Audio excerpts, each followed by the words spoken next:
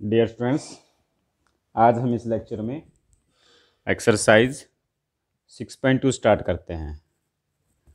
तो इन exercise 6.2 question number first क्या given है? A uniform ladder rest in limiting equilibrium with one and on A rough floor. एक ladder है, मतलब एक सीढ़ी है, आप इसको ऐसे समझ सकते हैं। A uniform ladder rests in limiting equilibrium with one end on a rough floor whose coefficient of friction is mu and with the other end against a smooth vertical wall. Smooth vertical wall मतलब ये अगर हम consider कर लें, ये आपके पास एक smooth vertical wall है, smooth vertical wall.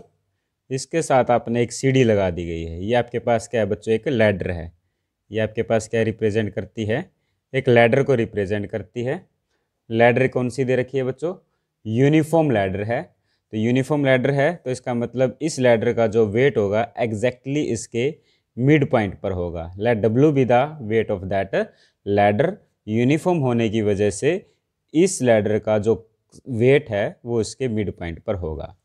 A uniform ladder rest in limiting equilibrium with one and on A rough floor. इसका जो एक एंड है वो यहाँ पर है और ये जो फ्लोर है इसकी जो नेचर है वो क्या? रफ फ्लोर है। अगर ये रफ फ्लोर है तो इसका मतलब हम यहाँ पर फोर्स ऑफ फ्रिक्शन की बात करेंगे, ठीक है। और इस लैडर का जो दूसरा एंड है वो किस पे है बच्चों? स्मूथ वर्टिकल वॉल पर है।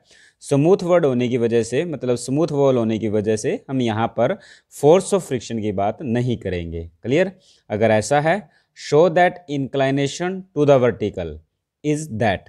अब ये बताना है कि इस लैडर ने इस वर्टिकल के साथ जो एंगल बनाया है अल्फ़ा, तो ये शो करना है कि अल्फ़ा किसके इक्वल आ जाए? Tangent inverse of two mu आ जाए। और जहाँ पर म्यू किसको रिप्रेजेंट करता है बच्चों? फोर्स ऑफ फ्रिक्शन को रिप्रेजेंट। समझ में आया? आपके पास एक सीढ़ी है, उसको एक स्मूथ दीवार के साथ लगा दी गया है। उसका जो नीचे वाला हिस्सा है वो एक रफ सरफेस पे है, ऊपर वाला हिस्सा एक स्मूथ वॉल के साथ है। रफ सरफेस पे हम फोर्स ऑफ फ्रिक्शन की बात करेंगे, बट स्मूथ सरफेस पे हम फोर्स ऑफ फ्रिक्शन की बात नहीं करते। यूनिफॉर्म आपके पास लैडर आपको यूनिफॉर्म दे रखी है, तो इसलिए हम इसका सारा वेट इसके एग्जैक्टली मिड पॉइंट पर मानते हैं। ओके, तो यहाँ पर अब आपके पास क्या है? सिचुएशन क्या है? लिमिटिंग इक्विलिब्रियम की बात है। मतलब ये जो सीढ़ी है बच्चों दीवार के साथ लगा दी है, अगर इस पर कोई भी जो ये सीढ़ी है वो किस तरफ बच्चों मूव करने की कोशिश करेगी? इस बाहर की तरफ मूव करने की कोशिश करेगी। मतलब अगर आप इस सीढ़ी पे अगर कोई भी चढ़ेगा तो जो सीढ़ी है अगर उसकी फिसलने की पॉसिबिलिटी देखोगे तो किस डायरेक्शन में होगी? बाहर की ओर होगी। तो अगर सीढ़ी बाहर की तरफ मूव करेगी तो इसका जो फोर्स ऑफ फ्रिक्शन होगा वो किस डायरेक्शन में होगा बच्चों? इसके जस्ट अपोजिट डायरेक्शन में होगा। क्लियर है? और ये जो सीढ़ी है ये आर आपने क्या कंसीडर कर लिया? R be the normal reaction. Normal reaction हमेशा सरफेस के क्या होती है बच्चों? परपेंडिकुलर होती है। और इस नॉर्मल रिएक्शन की वजह से जो फोर्स ऑफ फ्रिक्शन, जब भी दो बॉडी आपस में टच में आएंगी उनकी वजह से बच्चों क्या होगी? नॉर्मल रिएक्शन होगी, ठीक है। यहाँ पर नॉर्मल रिएक्शन होगी, यहाँ पर ये लैडर और ये वॉल भी टच में आई तो यहाँ पर भी एक नॉर्मल रिएक्शन होगी। और वो नॉर्मल रिएक्शन आपके पास क्या ले लेते हैं? एस ले लेते हैं। S be the normal reaction.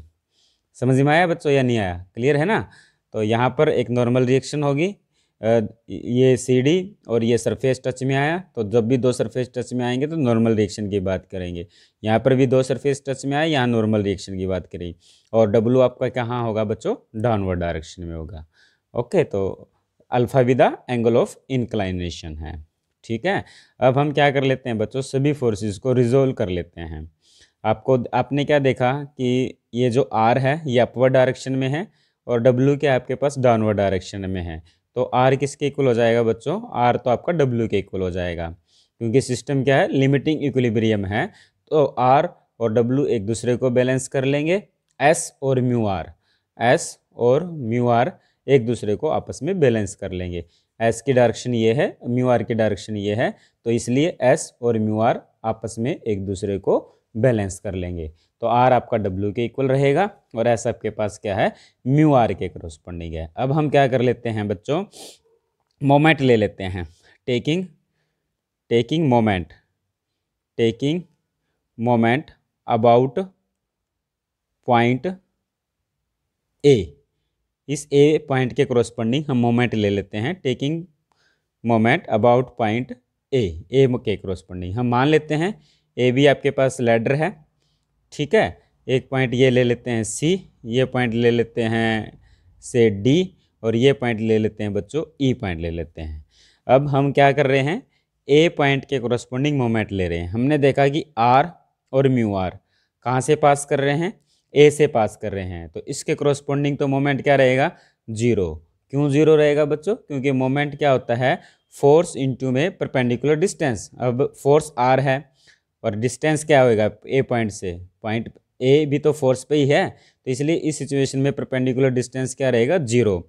Mu R यहाँ पर है और पॉइंट ए बी इसी पर लाई करता है, तो परपेंडिकुलर डिस्टेंस क्या रहेगा, जीरो। तो डब्लू के कोरस्पॉन्डिंग मोमेंट होगा आपके पास, इस डब्लू के कोरस्पॉन्डिंग मोमेंट क्या होएगा, डब्लू फोर्स यहाँ पर है, पॉइंट ये है, तो इन दोनों के बीच का जो परपेंडिकुलर डिस्टेंस है वो डब्लू इंटू में ए ई हो जाएगा। क्लियर है। और अब आपको क्या देखना है, इसकी डायरेक्शन देखनी है। पॉइंट ए ये है, ए से डब्लू की जो डब्लू का एरो है उसकी तरफ आप घुमा दो। ए पॉइंट पे आपने ऐसे किया, डब्लू ये है, तो ये डायरेक्शन क्या है बच्चों, anti clockwise direction, clockwise direction है। ऐसे ऐसे रोटेट होएंगे तो क्लॉकवाइज डायरेक्शन है, तो क्लॉकवाइज डायरेक्शन के साथ हम हमेशा साइन क्या लेंगे बच्चों, नेगेटिव लेंगे। क्लियर है। अब आपने एस को देखा, अब एस को देखा, एस ये है और परपेंडिकुलर डिस्टेंस क्या है, पॉइंट ये है, मतलब आप इसको आगे बढ़ा दो, ये आपका एस है, तो यहाँ से लेकर यहाँ तक ये होगा परपेंडिकुलर डिस्टेंस। पॉइंट ये है, फोर्स ये है, तो परपेंडिकुलर डिस्टेंस आपका ये वाला होगा, तो मतलब ये होगा आपके पास सी बी। तो एस इंटू में सी बी या बी सी, ठीक है। और आपने क्या किया, इसकी डायरेक्शन देखोगे, ये पॉइंट ए है और ये पॉइंट एस है, तो ऐसे एरो की डायरेक्शन में रोटेट करेंगे, तो अब की बार डायरेक्शन क्या है, एंटी क्लॉकवाइज है। एंटी क्लॉकवाइज है तो इसके साथ प्लस का साइन रहेगा। और आपको पता है some algebraic sum of moments, algebraic sum of all algebraic sum of moments of all forces about a point is equal to zero. तो ये किसके इक्वल हो जाएगा बच्चों, जीरो के इक्वल हो जाएगा। तो आपके पास आया S times of B C is equal to W times of A E. अब बात कर लेते हैं इस ट्रायंगल में, आपने B C divide by A two B किया, B C divide by A two B. अगर ये एंगल अल्फ़ा है बच्चों, ये एंगल भी क्या होगा अल्फ़ा, ये एंगल क्या आपके पास 90, तो ये एंगल क्या बच जाएगा 90 माइनस में अल्फ़ा। तो B C by A B is equal to P by H, तो that is equal to sine of 90 minus में अल्फ़ा। तो this implies B C is equal to A B sine 90 minus में alpha. तो B C is equal to A B sine 90 minus alpha क्या आ जाएगा आपके पास, कोस अल्फ़ा। तो बी सी की वैल्यू क्या आ जाती है बच्चों, ए बी कोस अल्फ़ा। तो एस इंटू में ए बी कोस अल्फ़ा, ये किसकी वैल्यू पुट कर दी हमने बच्चों, यहाँ पर बी सी की वैल्यू पुट कर दी। अब ए ई की वैल्यू निकालते हैं इस ट्रायंगल में। इस ट्रायंगल में अपने ए ई की वैल्यू निकालनी है, तो ए ई को ऊपर रख लेते हैं, A E divide by A D, A E divide by A D, ये बेस है, ये हाइपोटेनियस है, बेस बाई हाइपोटेनियस कोस में जाएगा, कोस ऑफ 90 माइनस में अल्फ़ा। तो A E is equal to A D cos change हो जाएगा साइन 90 अल्फ़ा। तो ये डब्लू रखा बच्चों, इस ए ई की जगह पे हमने क्या रख दिया, A D sine alpha. Okay okay students. अब एस किसके इक्वल है, म्यू आर के इक्वल है, तो एस को हमने रिप्लेस कर दिया म्यू आर से। ए बी क्या है, A B is the length of the ladder, तो हम क्या कर लेते हैं, ए बी को मेजर कर लेते हैं, मान लेते हैं कि ए बी आपका 2L के इक्वल है। A B is equal to 2L, where 2L is the length of the ladder. तो यहाँ पे आपने रख दिया 2L cos alpha, 2L cos alpha. W को डब्लू रखा। ए डी क्या है, ए डी क्या है, लैडर का मिड पॉइंट है, तो मिड पॉइंट है तो बच्चों ये किसके इक्वल हो जाएगा, एल के, तो एल इंटू में साइन अल्फ़ा। Okay students. अब आर को भी रिप्लेस कर लेते हैं, आर खुद किसके इक्वल है, डब्लू के, तो mu W 2L cos alpha, ये डब्लू एल साइन अल्फ़ा, ये डब्लू इस डब्लू को कट कर देगा, एल इस एल को कट कर देगा, आपके पास क्या बचा 2 mu is equal to cos alpha को उधर ले जाते हैं, sine alpha by cos alpha, ये किसके इक्वल आ जाएगा, टेंजेंट अल्फा। तो therefore tangent alpha is equal to 2 mu, तो this implies alpha is equal to tangent inverse of 2 mu. Clear है। और हमसे यही पूछा गया था कि show that the inclination to the vertical is tan inverse of 2 mu. Clear है। ओके इसी क्वेश्चन को बच्चों हम एक और मेथड से करते हैं, उस मेथड को हम क्या बोलते हैं, एक एमएन थ्योरम बोलते हैं। ठीक है, ये एक ट्रिग्नोमेट्रिक में एक रिजल्ट है, that is also called the trigonometrical theorem, या जिसको हम क्या भी बोल देते हैं, एमएन थ्योरम भी बोल देते हैं। एमएन थ्योरम की स्टेटमेंट क्या है, if G is a point in the side A B of a triangle O A B. आपने किया ओ ए बी एक ट्रायंगल है और ए बी साइड पर कोई भी एक पॉइंट क्या है बच्चों, जी है। अगर ऐसा है, if O G divide A B, अगर ओ जी है, जो ओ जी लाइन है वो ए बी को m/n में डिवाइड करती है। If O G divide A B into 2 parts m and n and the angle A O B, angle A O B को भी 2 पार्ट में डिवाइड कर देती है अल्फा और बीटा की फॉर्म में। समझ में आया बच्चों स्टेटमेंट क्या कहती है, एक ट्रायंगल हो ओ ए बी साइड पे कोई भी पॉइंट जी है और ये जो ओ जी लाइन है वो ए बी को m और n में, m और n की रेशियो में कट करती है और इस एंगल को 2 पार्ट में डिवाइड कर देती है। एक एंगल अल्फा है और एक एंगल अगर आपके पास बीटा है, और ये एंगल अगर आपके पास थीटा है, तो आप क्या लिख सकते हैं, हम लिख सकते हैं बच्चों ये रेशियो का सम m प्लस n, और इसके साथ एंगल क्या है बच्चों, कोट ऑफ थीटा।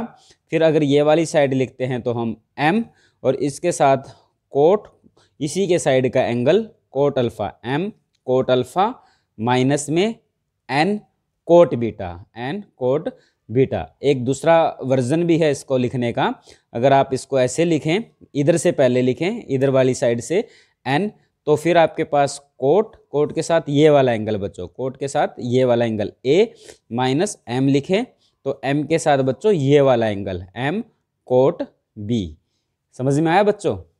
ओके ये आपके पास एक एमएन थ्योरम है। इस एमएन थ्योरम का यूज करके भी हम एक्सरसाइज 6.2 के क्वेश्चन सोल्व कर सकते हैं। अब ये एमएन थ्योरम बच्चों लगती कैसे है, अब जैसे कि आपने इस क्वेश्चन में देखा, आप दोबारा से इसके डायग्राम पे आते हैं। हमने क्या कहा कि आर और म्यू आर है, आर और म्यू आर का रिजल्टेंट कंसीडर कर लेते हैं कि आर और म्यू आर का एक रिजल्टेंट है जिसको हमने आगे बढ़ा दिया। ठीक है, आर और म्यू आर का क्या है, एक रिजल्टेंट है, ये आर और म्यू आर का रिजल्टेंट लिया जिसको हमने आगे बढ़ाया। ये किसको कट कर देता है, एस को कट कर देता है इस पॉइंट पे, और जो लैडर का वेट है उस लाइन को भी अगर हम पीछे बढ़ा दें तो वो भी इसको इस पॉइंट पे बच्चों क्या करती है, कट कर देती है। तो आपने क्या देखा कि आर और म्यू आर का तो रोल किसने ले लिया, इस रिजल्टेंट ने ले लिया। ये रिजल्टेंट एक फोर्स, दूसरा फोर्स आपके पास एस और तीसरा वेट फोर्स क्या है, डब्ल्यू। जब आप फोर्सेस को 3 फोर्सेस में बदल पाएँ, जितने भी फोर्सेस हैं अगर उनको हम कितने फोर्सेस में बदल पाते हैं, 3 फोर्सेस में, 3 फोर्सेस में अगर बदल पाते हैं और वो 3 फोर्सेस अगर किसी एक पॉइंट पर मिलते हुए आपको दिखते हैं तो हम एमएन थ्योरम लगा सकते हैं। तो हमने क्या किया, आर और म्यू आर को ख़त्म करके इनका रिजल्टेंट लिया, एक फोर्स ये, दूसरा फोर्स एस और तीसरा फोर्स डब्ल्यू, और ये तीनों आपको इस पॉइंट पर मिलते हुए दिख रहे हैं। तो इस पर हम एमएन थ्योरम बच्चों लगा सकते हैं। तो एमएन थ्योरम कैसे लगेगी, तो ये एंगल हमें ज़रूरत पड़ेगी, इस एंगल की वैल्यू आपको पता होनी चाहिए। तो ये एंगल अल्फ़ा है तो ये एंगल भी आपके पास क्या हो जाएगा, अल्फ़ा हो जाएगा। क्लियर है। तो अब जो ट्रायंगल है आपके पास ए बी, और इस पॉइंट को अगर हम कंसीडर कर लें ओ, तो ट्रायंगल ओ ए बी पर हम एमएन थ्योरम बच्चों लगा सकते हैं। एमएन थ्योरम कैसे लगेगी, अब इस ट्रायंगल पे अगर ये टोटल लेंथ बच्चों 2l थी, इस लेंथ को यहाँ से लेकर यहाँ तक अगर हम l मान लेते हैं, मिड पॉइंट है, और ये भी आपके पास क्या हो जाएगा, मिड पॉइंट।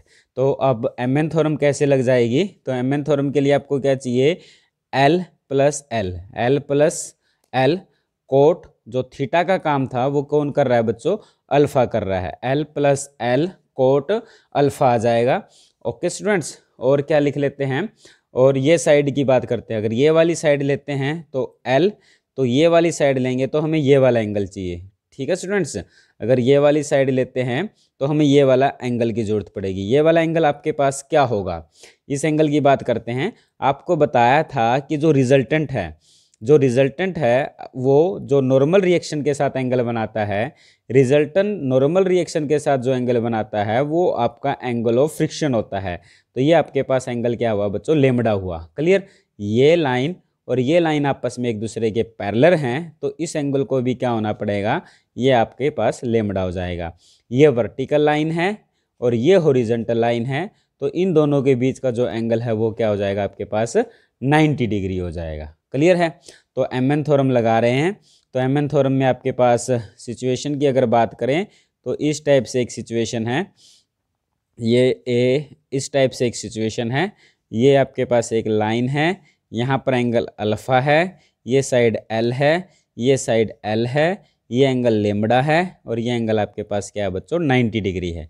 तो इस पे MN थ्योरम लगेगी L + L कोट अल्फा, ये वाली साइड लेंगे L, सॉरी ये अल्फा नहीं है, यहाँ L है, length of the ladder half, ये L, अगर ये लेंगे तो L, ये वाला एंगल लेंगे L कोट लेमड़ा आएगा, माइनस का साइन L, तो ये वाला एंगल लेंगे L कोट ऑफ 90 डिग्री आएगा, L कोट 90 डिग्री आ जाएगा। क्लियर है, तो यहाँ से क्या बना, L + L 2L cot alpha, 2L cot alpha, यह आ जाएगा L कोट लेमड़ा माइनस में कोट 90 डिग्री बच्चों, कोट 90 डिग्री हो जाएगा आपके पास cos 90 degree divide by sine 90 degree, cos 90 0, sine 90 1, 0/1 0, तो ये वैल्यू क्या हो जाएगी आपके पास 0, L को कट कर देगा, तो 2 cot alpha is equal to cot lambda.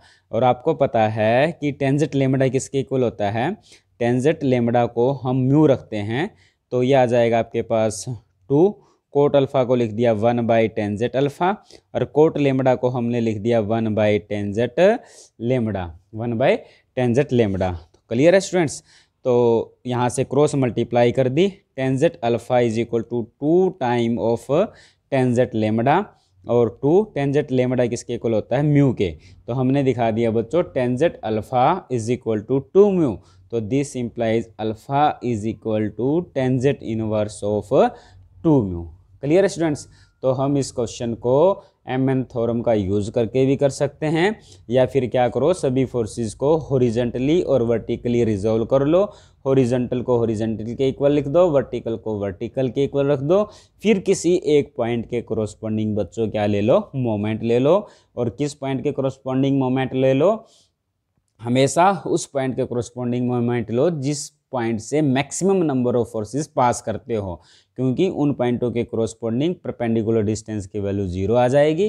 ठीक है बच्चों, मोमेंट लेकर आपको जो रिजल्ट निकालना है वो वैल्यू मिल जाएगी। ओके, अब कंटिन्यू करते हैं, क्वेश्चन नंबर 2 डिस्कस करते हैं। इसमें आपके पास क्या दे रखा है, a ladder 30 meter long rest with one end against a smooth vertical wall. एक दोबारा से इस टाइप से कंसीडर कर लो कि एक स्मूथ वर्टिकल वाल है, ये आपके पास क्या है बच्चों, एक स्मूथ वर्टिकल वॉल है, और स्मूथ वर्टिकल वॉल एक लैडर है जिसकी लेंथ आपको दे रखी है 30 meter, 30 meter be the length of that ladder है। A ladder 30 meter long rests with one end against a smooth vertical wall and with the other end on a ground which is rough। और इसका जो दूसरा सिरा है वो ground पे है और ग्राउंड आपका रफ है, वॉल आपकी स्मूथ है। रफ होने की वजह से यहाँ पर फोर्स ऑफ फ्रिक्शन की बात करेंगे, स्मूथ वर्टिकल वॉल होने की वजह से यहाँ पर हम फोर्स ऑफ फ्रिक्शन की बात नहीं करेंगे। क्लियर है स्टूडेंट्स, इसके बाद क्या है, the coefficient of friction being 1/2, मतलब जो म्यू है उसकी वैल्यू आपको क्या दे रखी है, 1/2। Coefficient of friction is mu, that is equal to here 1/2। Find how high a man whose weight is 4 times the weight of the ladder. एक आदमी है जो इस सीढ़ी पर चढ़ रहा है और उस आदमी का जो वेट है सीढ़ी के वेट से 4 गुना है। A find how high a man, एक आदमी इस पर कितना ऊंचा जा सकता है, whose weight is 4 times that of the ladder, जिसका वजन सीढ़ी से 4 गुना है, can ascend before it begins to slip, बिना स्लिप किए, मतलब वो इस पे कहाँ तक ऊपर जाए कि ये जो सीढ़ी है स्लिप ना करे। तो आपको ये बताना है कि वो कितनी ऊपर जा सकता है बिना सीढ़ी के स्लिप किए बिना। The foot of the ladder being 6 meter from the wall, और जो फुट ऑफ द लैडर है वो दीवार से, वॉल से कितनी मीटर की दूरी पर है बच्चों, 6 मीटर की दूरी पर है। क्लियर है, सारा कुछ समझ में आ गया। ये जो लैडर है बच्चों, हम इस लैडर को यूनिफॉर्म लैडर लेकर चलते हैं, तो यूनिफॉर्म लैडर लेकर चलेंगे तो एग्जैक्टली इसके मिड पॉइंट पर इस लैडर का सारा वेट एग्जिस्ट करेगा, वो W है। और एक आदमी है जो इस सीढ़ी पर चढ़ रहा है, मान लेते हैं कि वो चढ़ता हुआ यहाँ तक पहुँच जाता है, और इसका जो वज़न है इसका जो वज़न है वो सीढ़ी से 4 गुना है, मतलब 4W है। हमने माना कि वो आदमी सीढ़ी पर चढ़ते हुए यहाँ तक पहुँच जाता है, G पॉइंट तक, ठीक है। अगर वो G से आगे थोड़ा सा भी आगे जाता है तो ये सीढ़ी स्लिप करना स्टार्ट कर देगी, ठीक है। हमसे यही पूछा गया था कि वो कितनी ऊपर जाए कि सीढ़ी स्लिप ना करे। हमने मान लिया कि वो G तक जाता है, अगर G से आगे जाएगा तो सीढ़ी स्लिप कर जाएगी, तो सीढ़ी स्लिप आउटसाइड डायरेक्शन में करेगी, तो फोर्स ऑफ फ्रिक्शन की डायरेक्शन हमेशा अपोजिट टू द मोशन होएगी। तो जब ये सीढ़ी और ये सरफेस टच में आए तो मान लेते हैं यहाँ पर जो नॉर्मल रिएक्शन हुई R, और यहाँ पर जो नॉर्मल रिएक्शन हुई बच्चों उसका नाम रख देते हैं हम S। सीढ़ी बाहर की तरफ स्लिप करेगी तो यहाँ पर आपके पास क्या होगा, फोर्स ऑफ फ्रिक्शन होगा।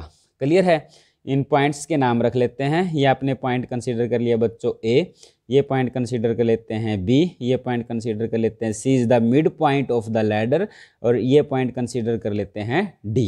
क्लियर है, ओके। तो पूरा सिस्टम अब आपका इक्विलिब्रियम में है। तो आपका जो R जो फोर्स है, R की जो डायरेक्शन है वो अपवर्ड में है, तो वो किसके इक्वल हो जाएगा बच्चों, W प्लस 4W के इक्वल हो जाएगा, मतलब 5W। तो जो R इज इक्वल टू वो किसके इक्वल है, 5W के इक्वल है। और S की डायरेक्शन इधर है और म्यू आर की डायरेक्शन इधर है, तो S किसके इक्वल हो जाएगा आपके पास बच्चों, म्यू आर के इक्वल हो जाएगा। S क्या हो जाएगा, म्यू आर के इक्वल हो जाएगा। क्लियर है। और कोफिशिएंट ऑफ फ्रिक्शन की वैल्यू आपको दे रखी है, म्यू की वैल्यू हमें क्या दे रखी है बच्चों, 1/2 दे रखी है। ओके, तो अब हम क्या कर लेते हैं, सभी फोर्स मोमेंट ले लेते हैं। Taking moment about point A point के कोरस्पोंडिंग बच्चों मोमेंट लेंगे इस आर की वजह से और इस म्यू आर की वजह से, तो आपके पास मोमेंट क्या आएगा, 0 आएगा, क्योंकि आर पे भी इस आर की जो फोर्स की लाइन है पॉइंट इसी पर लाई करता है, तो आर के कोरस्पोंडिंग और इस पॉइंट के कोरस्पोंडिंग परपेंडिकुलर डिस्टेंस 0 रहेगा। म्यू आर ये है, पॉइंट भी इसी पर लाई करता है, फोर्स की लाइन पर ही पॉइंट लाई करता है, तो डिस्टेंस की वैल्यू क्या हो जाएगी, 0। ओके, तो ये 2 पॉइंट और कंसीडर कर लेते हैं। ये पॉइंट ले लेते हैं बच्चों E और ये पॉइंट ले लेते हैं F।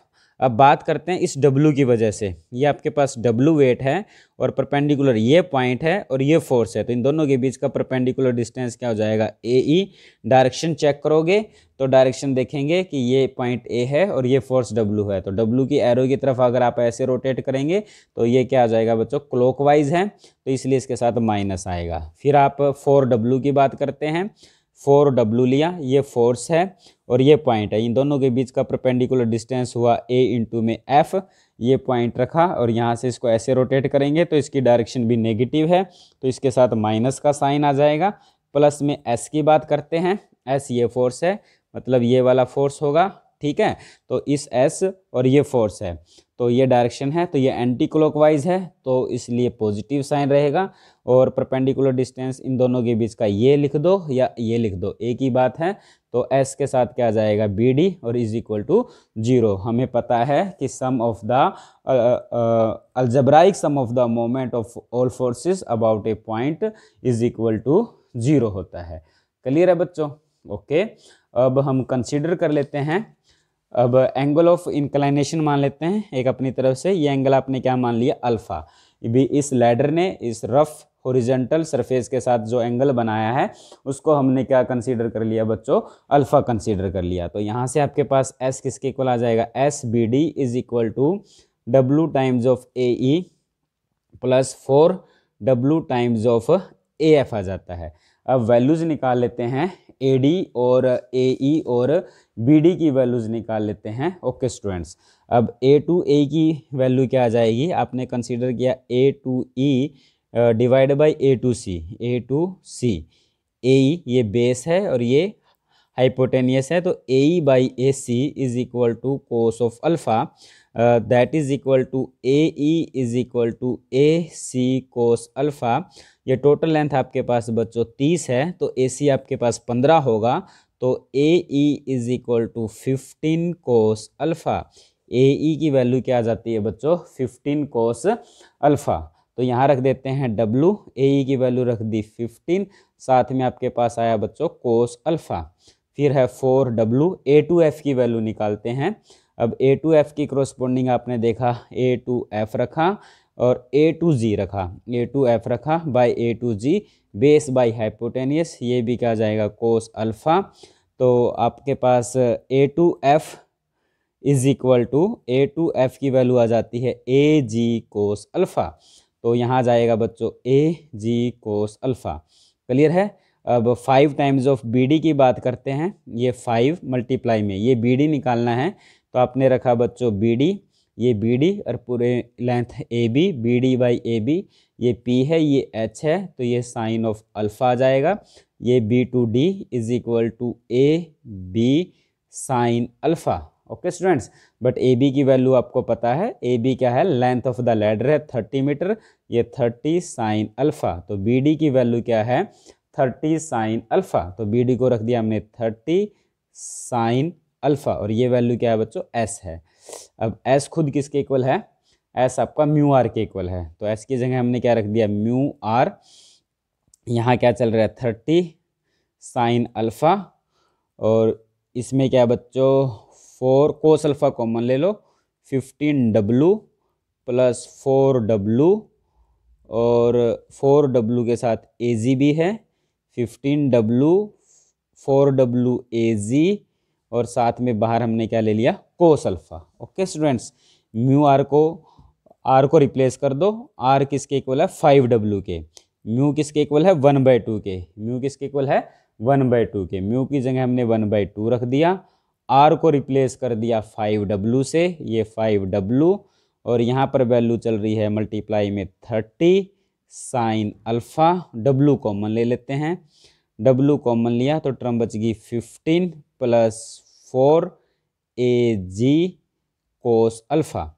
आपने देखा 2 इस 30 को कट कर देगा 15 आ जाएगा, और ये W इस W को कट कर देगा, तो 15 और 5 75 sine alpha is equal to 15 plus 4 AG cos alpha. Okay students, okay, तो फ्रॉम दैट,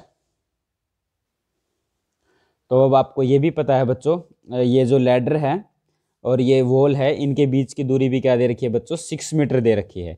तो इस ट्रायंगल का यूज करके साइन अल्फा की वैल्यू निकाल लो। साइन अल्फा की वैल्यू क्या हो जाएगी आपके पास, साइन अल्फा की वैल्यू, तो कोस अल्फा निकाल लेते हैं पहले। कोस अल्फा किसके इक्वल हो जाएगा, बेस बाई हाइपोटेनियस, 6/30, ये बेस है 6, ये 30 डिग्री है, तो 1/5, तो कोस अल्फा की वैल्यू क्या आ जाती है 1/5, तो साइन अल्फा की वैल्यू क्या आ जाएगी √1, साइन अल्फा की वैल्यू क्या आ जाएगी बच्चों √1 माइनस 1/5 का स्क्वायर 25, यह आ जाएगा 25 माइनस 1 √24/25, तो √24/5, ये वैल्यू किसकी आ जाती है साइन अल्फा की। तो यहाँ 75 साइन अल्फा की वैल्यू आ जाती है √24/5, ये 15 प्लस 4 AG मल्टीप्लाई में कोस अल्फा की वैल्यू आपके पास क्या है 1/5 है। ओके स्टूडेंट्स, तो ये 5 इस 5 को कट कर देगा, तो आपके पास आया 15 plus 4 AG is equal to 75, तो this implies 4AG is equal to 75 minus में 15 that is equal to 60। Okay students, okay okay students, यहाँ पे आपके पास है 4AG, सॉरी यहाँ पे 75 के साथ क्या भी है √24, √24। तो 4AG की वैल्यू क्या आती है बच्चों, 4AG is equal to 75 √24 minus में 15। क्लियर है यहाँ तक? ओके स्टूडेंट्स, इसके बाद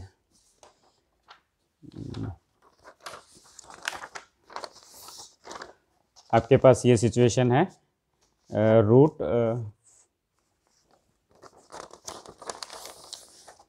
ये वैल्यू आ चुकी है बच्चों 4AG is equal to 75 √24 minus में 15।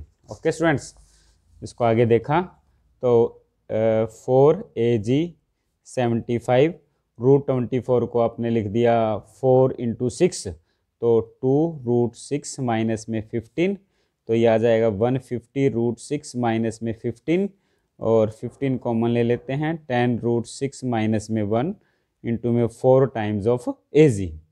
ओके स्टूडेंट्स, तो AG is equal to 15/4 10 √6 minus में 1। इसको आप कैलकुलेटर की हेल्प से सोल्व करते हैं और आपके पास वैल्यू आ जाती है बच्चों approximate AG is equal to 88 point something आ जाता है, 88.1 आ जाता है।